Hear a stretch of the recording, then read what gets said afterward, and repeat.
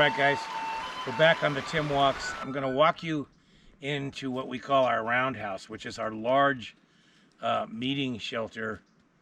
We can hold up to 100 people in this, and it's just amazing. And I wanted just to start off by showing you there's quick ways to get into it if you need to, but this is our longer trail. And I love a trail that winds around. It forces you to go slow, to open your heart up, to open yourself up to entering a sacred space. You take your time. You know, we're always so busy. What we like to call it when we teach tracking is most humans do what we call the city shuffle, which is a fast walk with your head down, swinging your arms, and you miss everything around you. Well, we don't want the city shuffle out in the woods. We want a slow, deliberate walk where you take in the sacredness of the space around you. Now, I know there's times when you got to kick some butt and go fast. That's fine. You know, you can do it. You can run full speed if you need to. But walking into a beautiful sacred shelter that's a meeting house for an entire tribe or community, that's something that you want to really soak up. So let's walk on down the trail.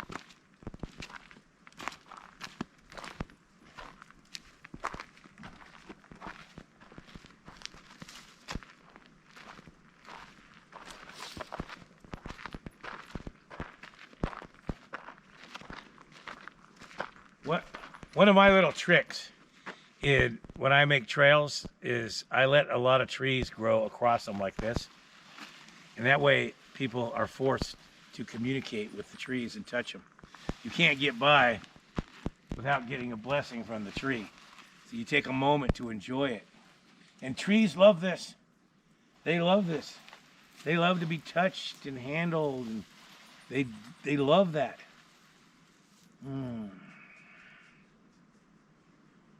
I can't tell you how important that is, to be willing to take the time to appreciate the beautiful living things that are this earth. And I say that knowing that we are this earth also, one and the same.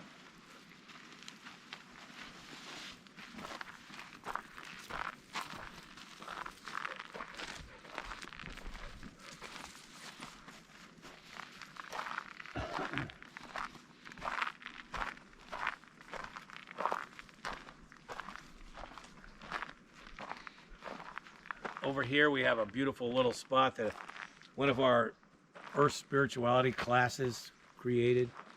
It's a medicine wheel, a place to sit and meditate and contemplate your space in this incredible earth and your life's purpose, things like that, near the entrance. And then if you look around here, you see the entrance.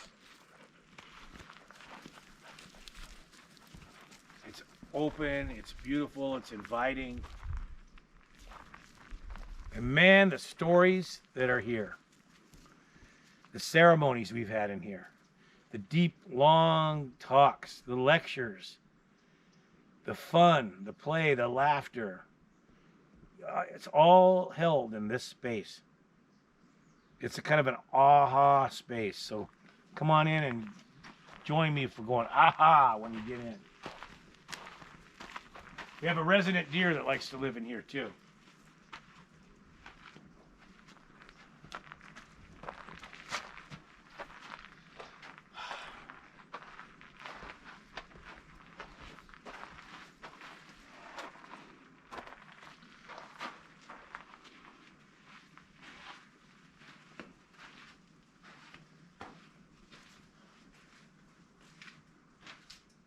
The instant I come in here, all these memories come of different experiences I've had with my community and my family and my students, and the stories that have been told, the incredible songs that have been sung in here. While Julie just kind of looks around and shows this place, I want to just sing a song for the background. It's a bear song. Way, oh, way, oh, way, hi-ya-no. Way, hi-ya-no. Way, hi-ya-no. Way, oh, way, oh, way, hi-ya-no. Way, hi-ya-no. way hey hi no, way hi no, way hi no, way hi no, way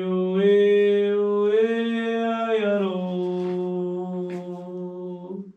way hi no, way hi no.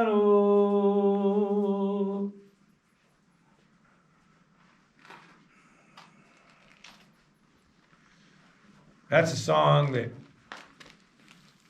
remembers the California grizzly bear that has passed away at the hands of man many, many years ago. But I believe, like so many animals that have become extinct at the hands of humans, they're just waiting in another level of existence until their time comes again. And those of us that honor the earth and build earth structures and have outdoor schools and so forth, we help keep that memory alive so that they're never forgotten.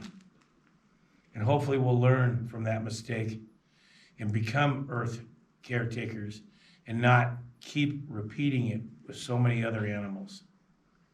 You know, just a little side thought. My heart has been weeping. I recently read that 1 million animals are on the verge of extinction due to human beings, and that 2/3 of the animals on the earth in the next 50 years could become extinct. That has been troubling me so much. I want to scream, I want to cry, I don't know what to do. But at the end of the day, I know what I am going to do is keep introducing people to the earth caretaker way, helping people to fall in love with our planet again and care for it, because it's our one and only planet. There is no other one to go to. So this shelter is a celebration really of the earth, of the beauty of it. You can see this beautiful carving here that Julie did. It's got our famous wolf dog right here, Riley, and our famous dog on the back, Bear, and it's got a bear on it because that's a power animal of mine, and it's got a lizard on it and many other animals. And you can see why art is such an important part of camp life. Our native ancestors made thousands of these totem poles, they call them. And so it's really important in a camp to create art, not only to make the shelters themselves look like something absolutely beautiful and stunning, but art to enhance the shelters and the camp. Art to make us stop and to think about something bigger than ourselves. Art to take us deep into the earth. Art to take us away from the troubles that follow us in life, even for a moment. Just be completely in the present with something.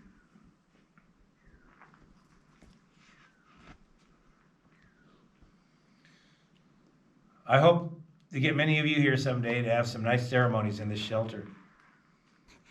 Take care. All the best. Oh.